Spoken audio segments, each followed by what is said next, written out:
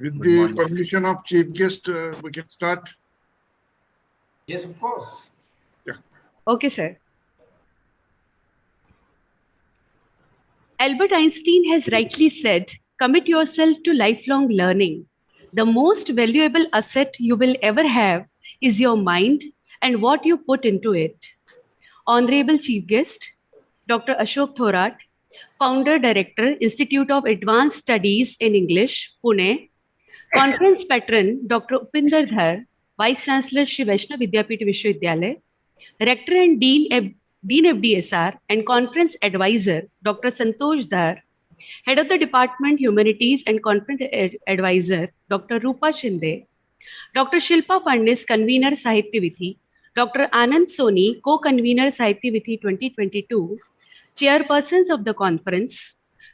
Technical sessions plenary speakers. Head of the institutes, head of the departments, delegates, faculties, and students. I, Dr. Pamela Nima, on behalf of Shri Vaishnav Vidyapith Vishwavidyalaya, feel privileged to welcome you all in today's conference Sahityavithi 2022 on language and literature for lifelong learning and quality education. Lifelong learning is a deliberate, self-motivated, and ceaseless pursuit of knowledge for individual and professional purposes. In professional world, lifelong learning enhances competitive spirit. Learning language and literature for life accommodates both the academic discussions on the relevance of learning language and at the same time an opportunity for the talented and skilled learners to exhibit their linguistic and literary potentials. The rapid changing technologies in the world have made lifelong learning essential at all levels. Before beginning the event, let us take the blessing of Goddess Saraswati, the goddess of knowledge. For this, I request technical team to play Saraswati Vandana.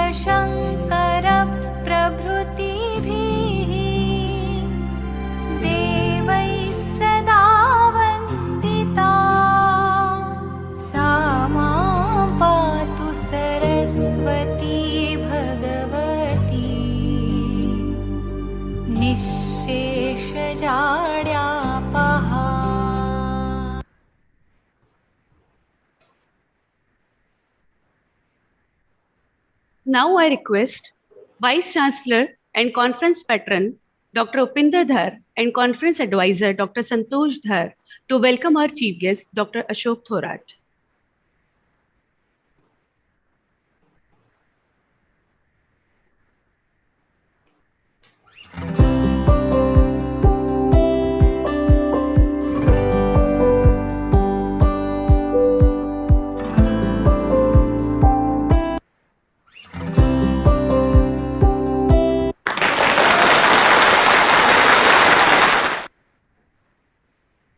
Welcome, sir. I request Conference Advisor Sahityavithi and Coordinator Susha, Rector and Dean FDSR, Dr. Santosh Dhar, to throw light on the event Sahityavithi 2022. Over to you, ma'am. Thank you, Pamela. Honorable Vice Chancellor of Shri Vaishnav Vidyapith Vishwavidyalaya, Dr. Upinder Dhar, Chief Guest on the occasion, Dr. Ashok Thorat, Founder Director, Institute of Advanced Studies in English, Pune, speakers of the plenary session, Coordinators, Sahityavithi, Dr. Shilpa Fadnes and Dr. Anand Soni, HOD Humanities, Dr. Rupa Shinde, faculty colleagues from Swisha, HOIs, HODs of the constituent institutes of the university, paper presenters and other delegates, a warm welcome to 4th National Conference, Sahityavithi 2022 on the theme, Language and Literature for Lifelong Learning and Quality Education. Radical changes in the 21st century has encompassed all social spheres and impacted human development. Education is most significant as it gives knowledge and skills and fosters cognitive, moral, and social development of individuals. It facilitates social cohesion, national building, and prepares one for the world of work. Quality education enables people to develop all the attributes and skills to harness their potentials as human beings and responsible members of society. Humanities have an extremely important role in determining someone's identity, social relationships, and making individuals responsible for themselves for their own advancement. Considering the fact that English language is the global language, multiple advantages of its competence enables participation in plenty of activities, get global exposure, and develop global connects. It is known that teaching literature contributes to the language improvement. It enables individuals to improve not only language competence, but also inspires them to acquire 21st century skills. Acquiring much needed skills accomplish the prime goal of the education. The individuals who have developed themselves qualify to active citizenship, social inclusion, personal fulfillment, and employment. Education completes 3 broad purposes: personal, economic, and civic. It is known that language encourages exploration, and literature is important for personal and civic aspects of education, but it should also satisfy the economic one and help students become lifelong learners capable of surviving in the 21st century. Successful performance has to be supported by a wide range of abilities, attitudes, and socio-emotional competencies beyond traditional literacy and numeracy skills. Life skills significantly contribute to learning and are an aspect of quality education. The concept of lifelong learning and 21st skills in general refer to deeper learning and student-centered pedagogies that include collaborative learning, knowledge building, self-regulation assessment, and both personalized and individualized learning needs. Acquiring a foreign language is a lifelong endeavor, and this requires one to approach it from a lifelong learning perspective. However, learners may not always be ready for such an approach. It is important to know where learners stand in their orientation towards learning and consider this while planning educational activities. While there is an understanding around the importance of life skills, there is a possible lack of alignment between traditional curricula and life skills learning agenda, and the lack of understanding of how these can be developed across education continuum. This conference has been organized with the objective of addressing some of these questions and ponder upon the possible answers. We are sure we should be able to achieve the very objective with which this conference was conceptualized. With these words, I once again welcome our chief guest and the speakers of the plenary session. I wish you all great learning from this conference. Thank you. Over to Pamela. Thank you, ma'am. Thank you for throwing the light on the theme of the conference. Now, I request Vice Chancellor Shri Vaishnav Vidyapith Vishwavidyalaya, Dr. Upinder Dhar, for welcome address. Chief guest for Sahityavithi 2022, Dr. Ashok Thorat. Guests on this occasion, heads of institutions, students, and friends. At the outset, I would like to welcome Professor Ashok Thorat on this special occasion. And I would also like to welcome all the delegates of Sahityavithi 2022. We conceptualized Sahityavithi a few years back with an objective to create a platform for the teachers and students alike to update themselves, network between themselves, and at the same time, learn from this experience. Today, we are inaugurating the fourth season of this national conference named Sahityavithi 2022. So far as the theme of this conference is concerned, I see it in 4 parts.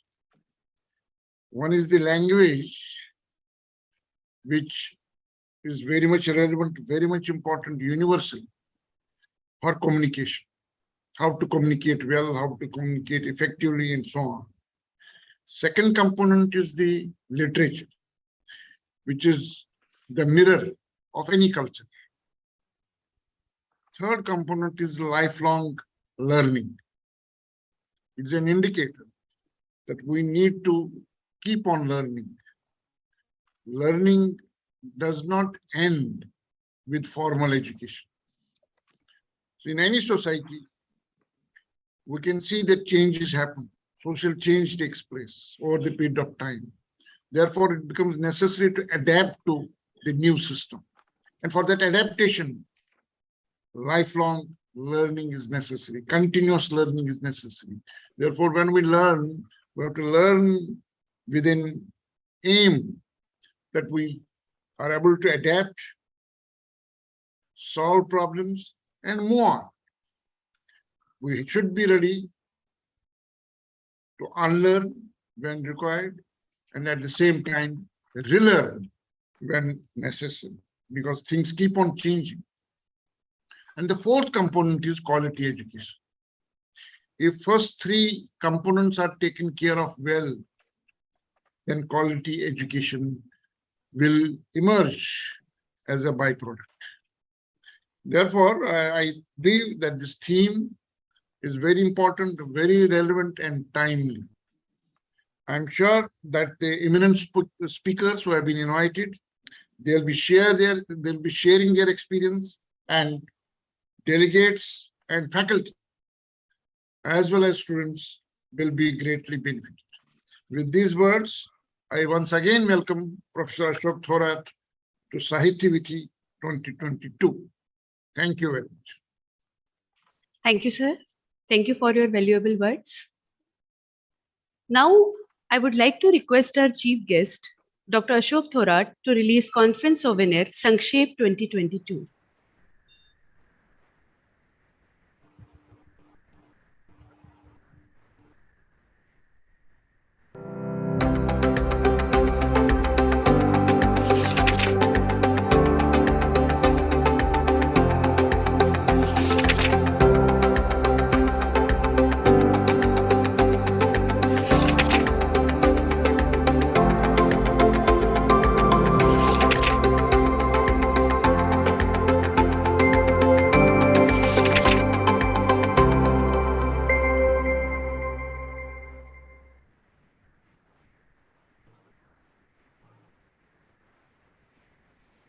I declare that the compilation Sankshep, right? Sankshep Yes, Sankshep 22. has been released and is available for every scholar to browse into. Thank you, sir. Now, I feel very proud to introduce our today's chief guest, Dr. Ashok Thorat, to all of you. Dr. Ashok Thorat has an experience of 40 years in teaching and research in various courses in English. Dr. Thorat is the founder director of Institute of Advanced Studies in English, Pune, and is currently working as principal IASE Pune. 3 editions of his published PhD works on the topic Discourse Analysis of 5 Great Indian Novels are distributed all over the world. He has completed 2 UGC research projects on nativization of English and stylistics. 37 PhD scholars are awarded PhD under his supervision, and 44 MPhil students have successfully completed their dissertation under the able guidance of Dr. Thorat in Pune University. He has also guided 4 engineering students on document archival and retrieval with smart search in educational domain. His areas of interest are digital humanities, pragmatics, research methodology, teacher training, and communication. He has published 12 books. Most of the books are prescribed in different Indian universities. 42 research papers are published in international journals. He has edited and published Rewriting Human Imagination, an anthology of prose and poetry written during lockdowns. He is a co-producer of 24 CDs on English pronunciation distributed by ACEAN Asian, edited 3 textbooks for YCMOU. He has given more than 450 speeches in UGC refresher and orientation courses.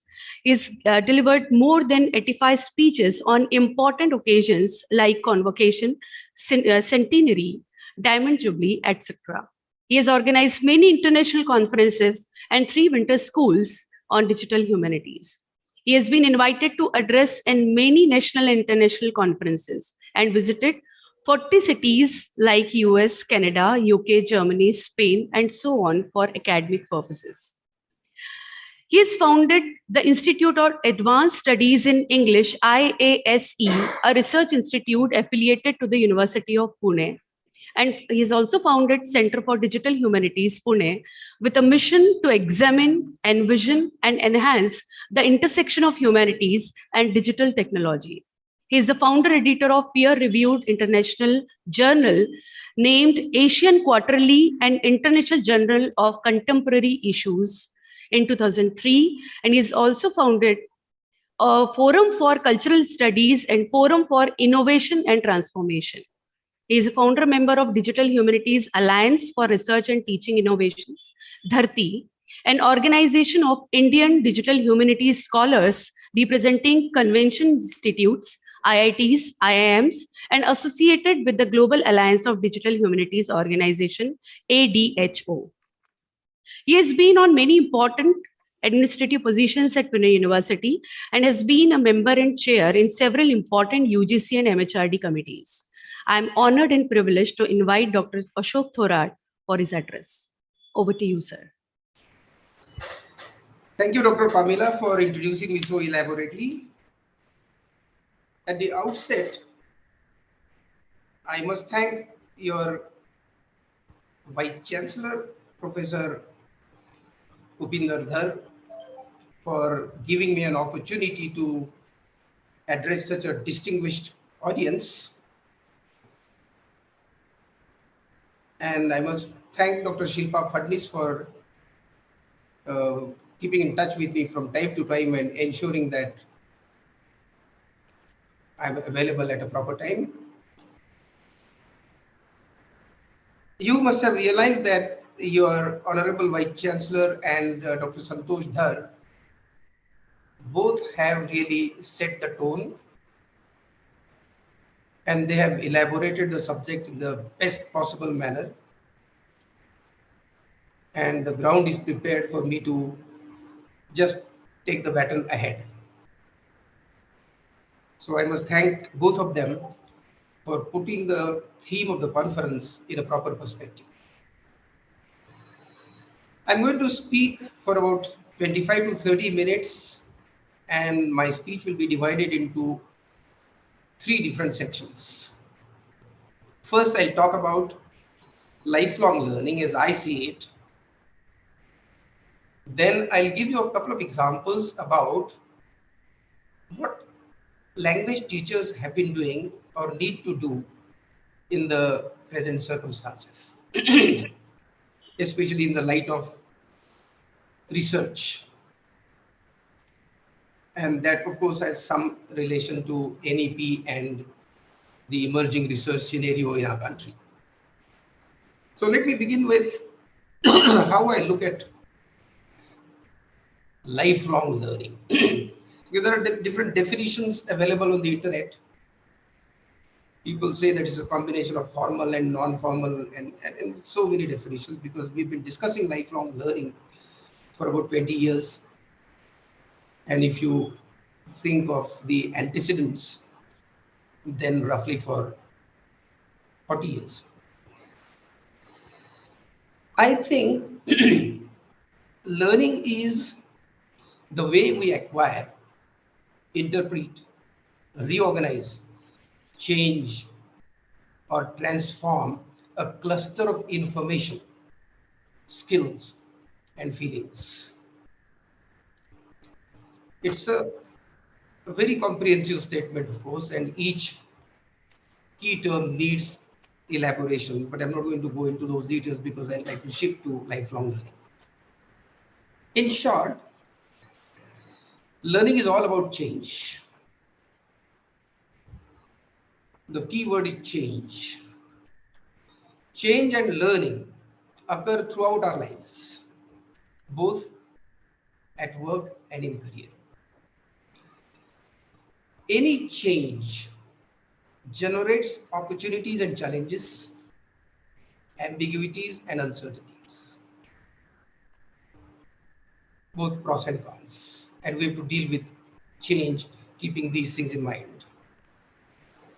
And precisely for this reason, any change demands new capabilities and skills and forces us to adapt and to get transformed. These are the takeaways of any change. As a result, continuous learning and transformation keep us relevant and updated. In fact, the lifespan can be seen as a progression from cognitive build-up. In the initial stages of education, focuses on cognitive build-up. So, entire lifespan can be seen as a progression from cognitive build-up to building one's own system of principles with a few stages in between, like developing one's own identity, developing a sense of responsibility, and developing autonomy or self-reliance. And finally, you reach to developing your own system of principles or convictions which keep guiding you in your endeavors. Now, for these reasons, lifelong learning has become a new educational order. And the focus is now shifting to learning society. We've been talking about knowledge society and this society and that society, but I think now the focus is on learning society. The International Handbook of Lifelong Learning, published in 2001, rightly observes that, and I quote, "We are now living in an age in which the demands are so complex,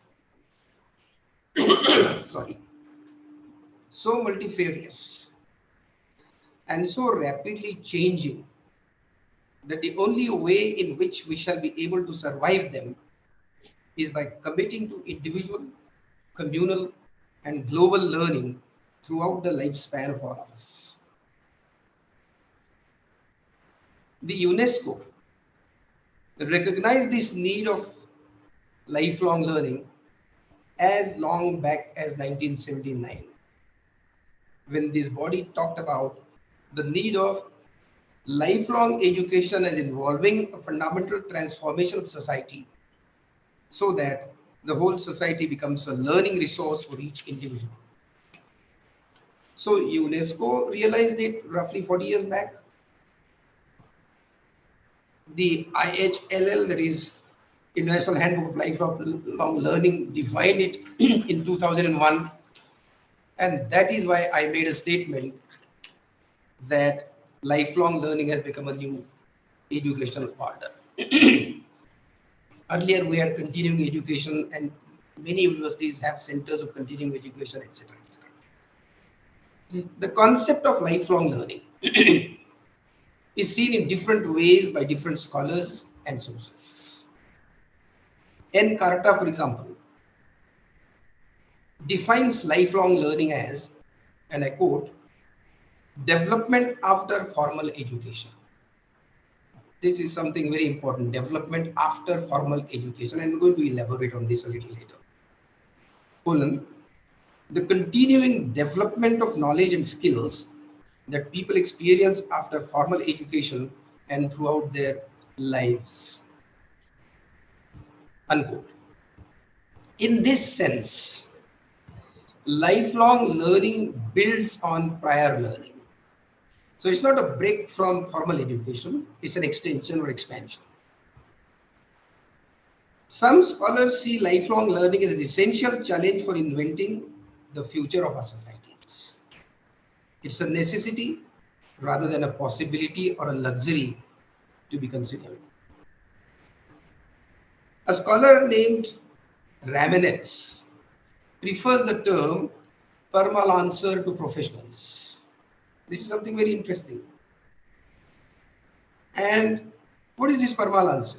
He uses this term for individuals who freelance their work as opportunities are available, moving from learning position to another, ever changing their career directions. Recently, I read a book titled People, which talks about people in 2020 onwards. It's a future-centric book. And it predicts that more than 50% youth in this world will be freelancers working on jobs at their own will and at their own terms. Now, this is indicating a possibility of huge role that life learning is going to play in future. Anyway, I'm going to talk about it a little later. The question is, why do we need lifelong learning?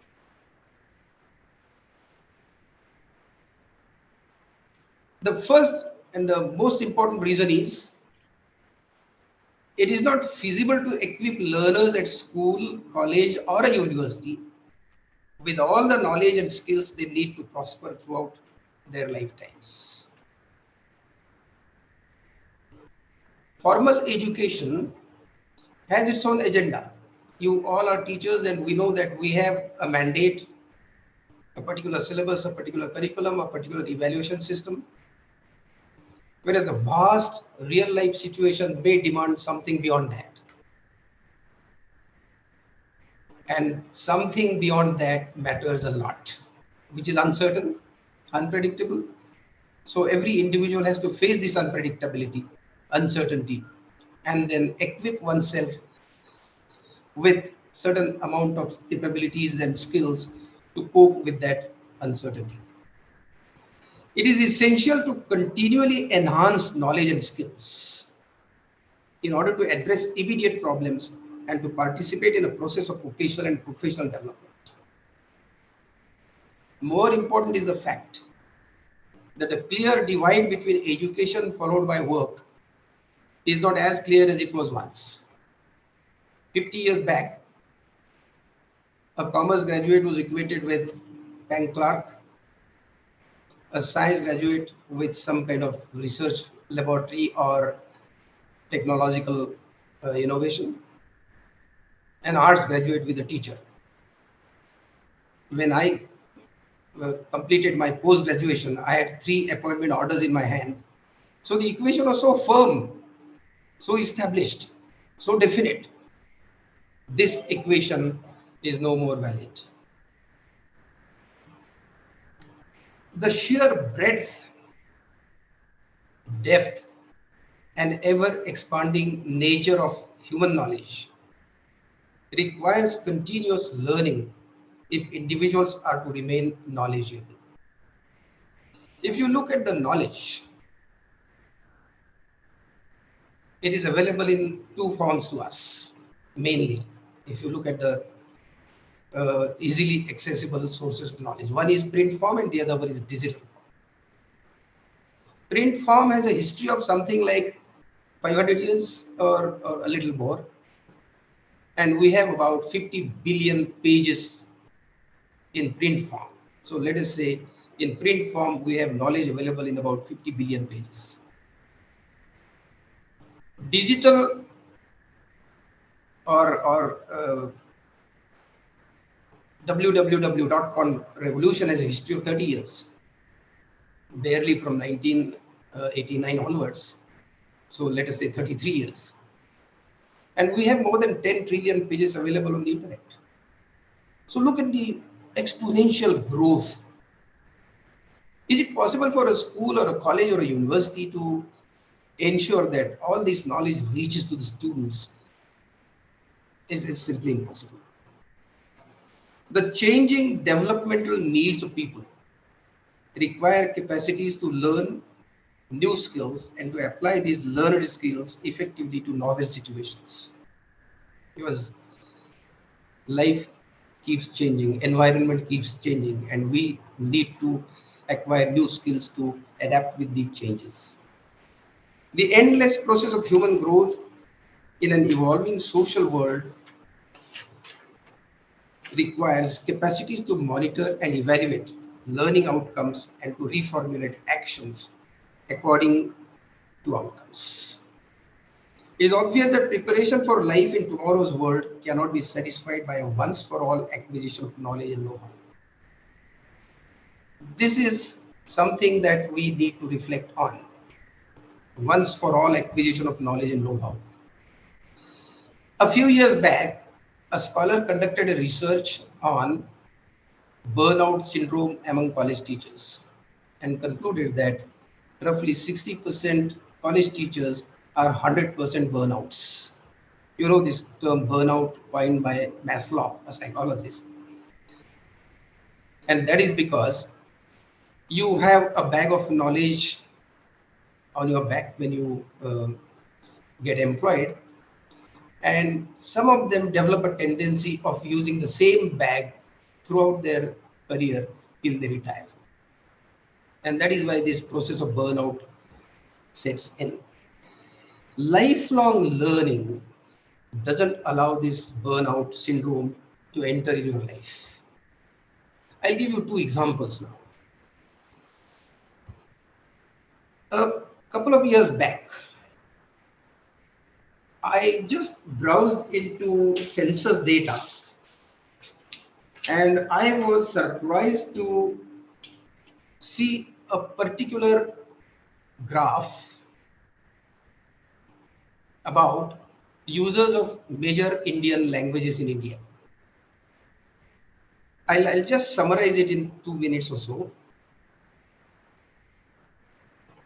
The major languages, there are 22 languages mentioned in the 8th schedule of Indian Constitution, but I picked up only 10 languages for finding out the details. And those 10 languages are Hindi, Bengali, Marathi, Telugu, Tamil, Gujarati, Urdu, Kannada, Odia, and Malayalam. And I looked at the number of speakers of these languages per census.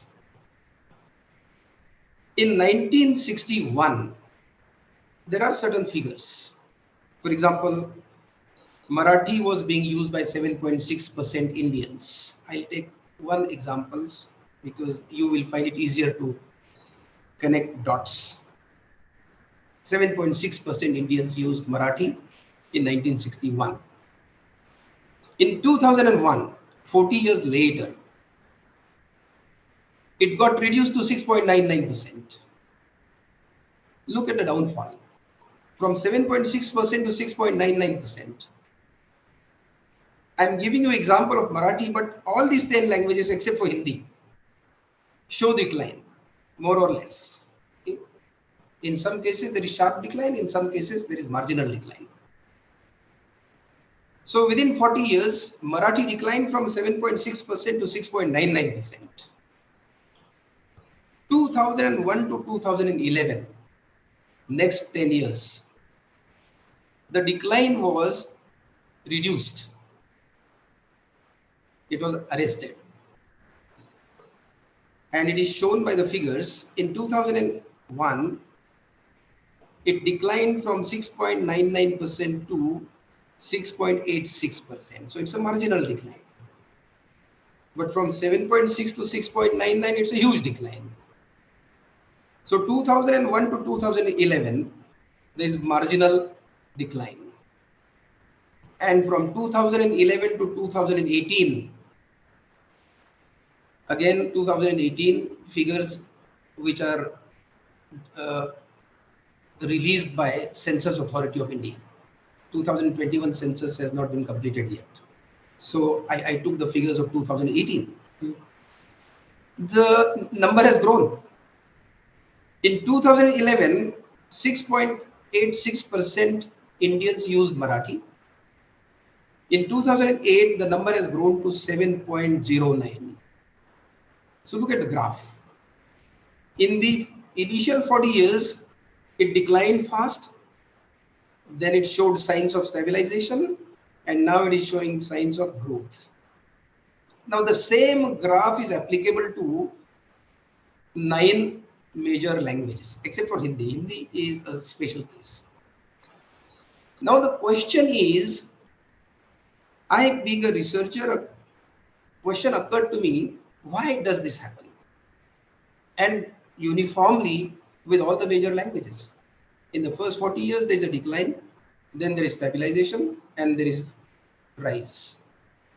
And I personally feel that this rise is going to be more with every decade. Now the question for a researcher is, I being a language student, I wondered why this happened. Did this happen because of teachers? Did this happen because of authors? Did this happen because of the readers? Did this happen because of social movements? And the answer was no. Flat no. Of course, they have their own contribution, but not as much as it would impact the graph.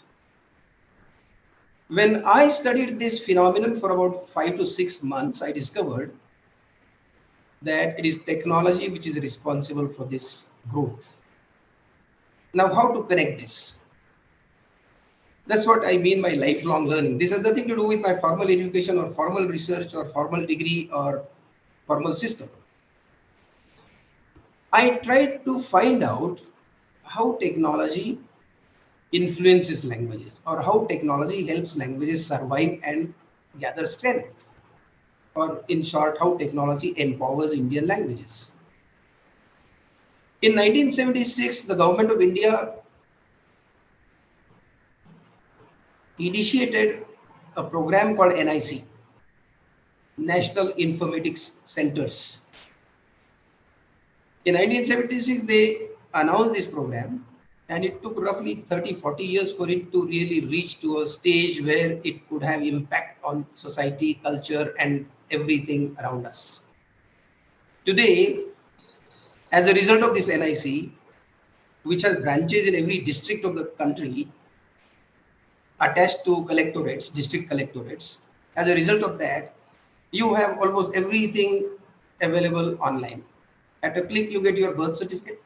At a click, you get 712 extract. At a click, you get your domicile certificate. At a click, you get almost everything. It took full 40 years to achieve this. But the result is of NIC, National Informatics Center. And these centers, which are attached to district collectorates, they help collectorates to gather data, analyze data, upload data on websites, develop websites, maintain websites, make them interactive, make them service oriented. And therefore today, there are more than 2,000 services available to common citizens of India.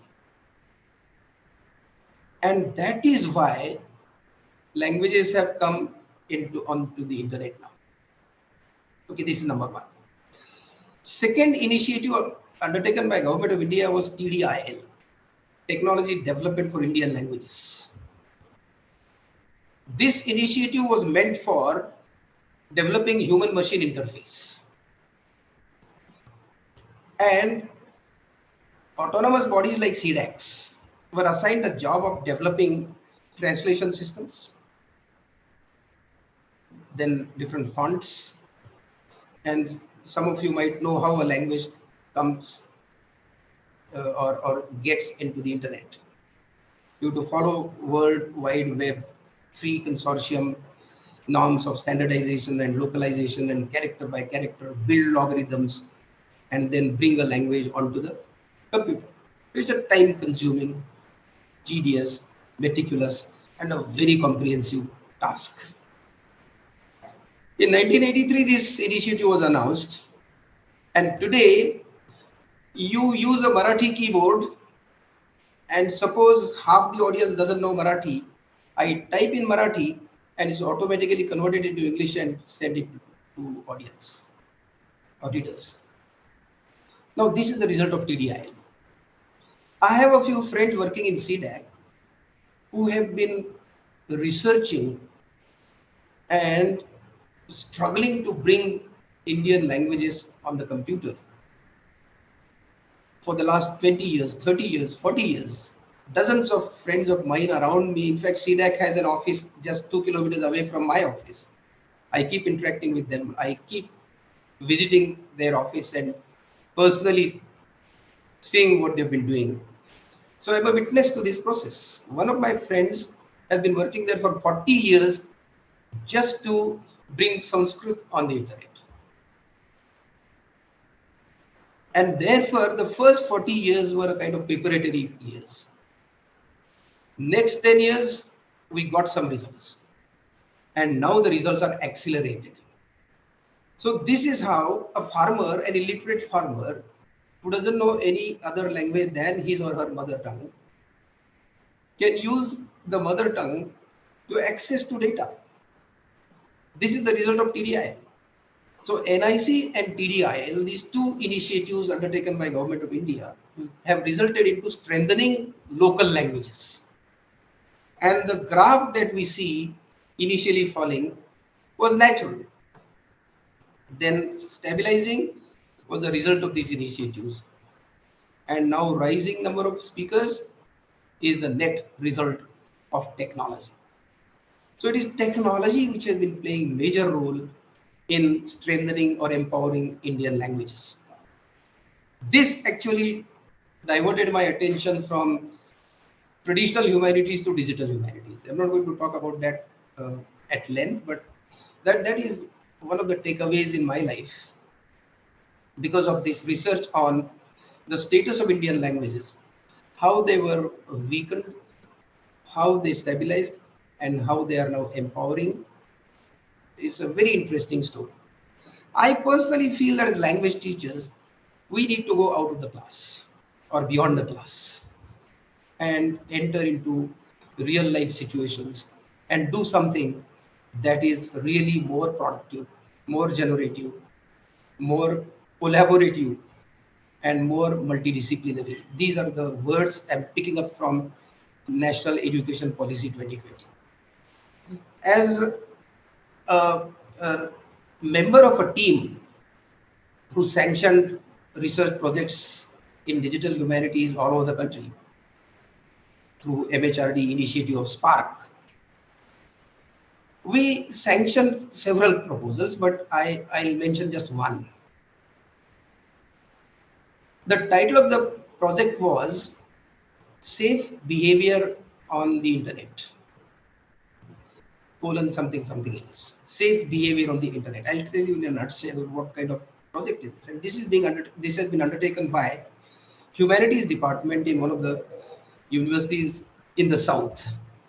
For strategic reasons, I'll not mention the names. But this project is about adolescents' behavior on the internet. And adolescents run a lot of risks in online behavior. This is a common talk, this is a common knowledge, but nobody knows what is the solution. Now, this project, which has been taken with the help of several experts within and outside India, aims at identifying the risks in online communication, especially in the communication of adolescents, because they are the easiest targets for exploitation or for a variety of malpractices. So this project aims at identifying those risks and develop a mechanism to alert the child about the risk. Not only that, but to also provide a kind of channelized or guided way to come out of that risk zone. Simultaneously, if the child is not being able to come out of it or doesn't want to come out of it, the teacher or parents, whoever provides their phone numbers to or feed their phone number in this application, they will be alerted. And for ethical purposes, they'll not be allowed to monitor the communication of child, but they will be guided how to assist the child in coming out of this risk zone.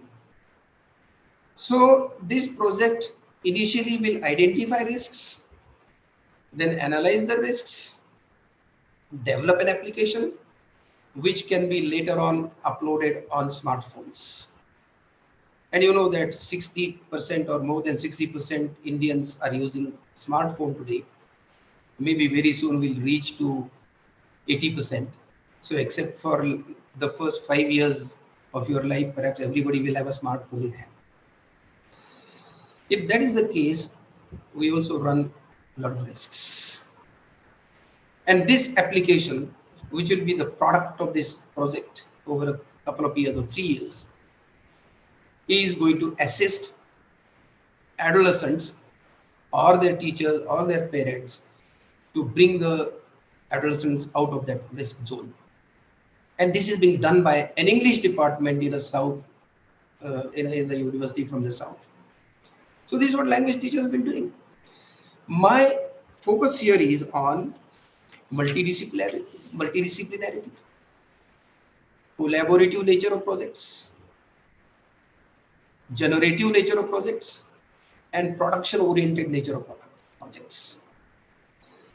So far, traditional humanities scholars are under the impression that we cannot produce anything because we are book-oriented. We are restricted to classrooms. And therefore, we can just read and read and read and interpret and describe and come out with new books. So what is the product? Product is associated with science and technology. And precisely for this reason, I've given you this example, that we, the humanities teachers, can be product-oriented. We, the humanities teachers, can be relevant, using technology, can develop artifacts, applications, platforms, sites, which can serve larger humanity. And this is what we can do for the community. Now, this requires certain skills, which are different from the skills that we required 20 years ago or 30 years ago. And the skills that we require today are obviously, you need to work in team. So we need to know collaborations. We need to acquire technology skills. We need to be flexible. We need to go into living human beings instead of studying human being with the help of books.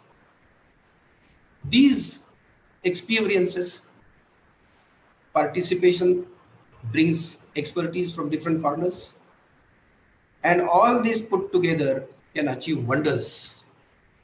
Precisely for this reason, this is a very, very opportune time for all of us to change, to get transformed, and to pick up the idea from lifelong learning and extend our formal education to non-formal education or informal education. And whatever we learn from formal systems, apply it, practice it to real life situations. Thereby, we achieve our own growth, transformation, and enhance our relevance. And precisely for this reason, I personally feel that the topic you have picked up for your conference today is extremely important. I'm sure this will make every humanities scholar introspect, reflect, and transform oneself, and ensure that we all become more relevant, more useful for ourselves and for a larger society. Thank you very much for inviting me and giving me an opportunity to share my views with you all. Thank you, sir. Thank you for your enriching address. And we are really blessed that we are being shared with you about lifelong learning. Thank you very much. Now I request Dr. Rupa Shinde, HOD Humanities, to propose words of thanks. Thank you, Pamela ma'am. Thank you is such a prayer that cannot be seen or touched. It can only be felt by heart. Chief guest on the occasion, Dr. Ashok Thorat, Founder Director, Institute of Advanced Studies in English, Pune, Maharashtra. Conference patron, Dr. Upinder Dhar, Honorable Vice Chancellor, Shri Vaishnav Vidyapeeth Vishwavidyalaya, Rector and Dean, FDSR, and Conference Advisor, Sahityavithi 2022, Dr. Santosh Dhar, Dean Sciences, Dr. K.N. Guruprasad, Dr. Shilpa Fadnis, Convener, Sahityavithi 2022, Dr. Anand Soni, Co-Convener, Sahityavithi 2022, Chairpersons of the conference, technical sessions, plenary speakers, head of the institutes, head of the departments, delegates, faculty, and students. I feel honored and privileged to get the opportunity to propose words of thanks on this special occasion. At the outset, I would like to take this opportunity to place on record our hearty thanks to our Honorable Chief Guest, Dr. Ashok Thorat, for kindly accepting our invitation and gracing the inaugural function. On behalf of the organizing committee, I convey my deep regards to our conference patron, Dr. Upinder Dhar, Honorable Vice Chancellor SBBB, for his constant motivation and guidance. We will ever remain grateful to you, sir. Today, my words are not enough to express the gratitude to Rector and Dean FDSR and Conference Advisor Sahityavithi 2022, Dr. Santosh Dhar, for a continuous guidance, support, and active involvement to make this conference a reality. Thank you, ma'am. I would also like to take this opportunity to welcome and thank Dr. Somali Gupta, Professor, Department of English, Government, VYTPG, Autonomous College, Durg, Chhattisgarh, Professor Amitabh Vikram Dwivedi, Professor and Head, Department of English, School of Languages and Literature, Sri Mata Vaishno Devi University, Jammu and Kashmir, Dr. M. Shobha, Professor, Department of English, Bangalore University, Bangalore, for accepting our invitation and sparing the precious time with us.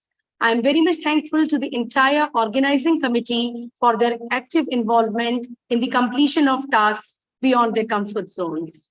My sincere thanks to Dr. Anand Rajawat for providing us all the technical support. I take this opportunity to thank the technical staff members for providing the persistent support as and when required. Thanks to all the people who have helped us either directly or indirectly to make this conference happen. My grateful thanks to all the delegates who have contributed their research papers for the conference. Last but not the least, I would like to thank our informed audience for their active participation. Thank you once again and happy learning. Thank you, ma'am. Now I request all of you connected here to rise for national anthem.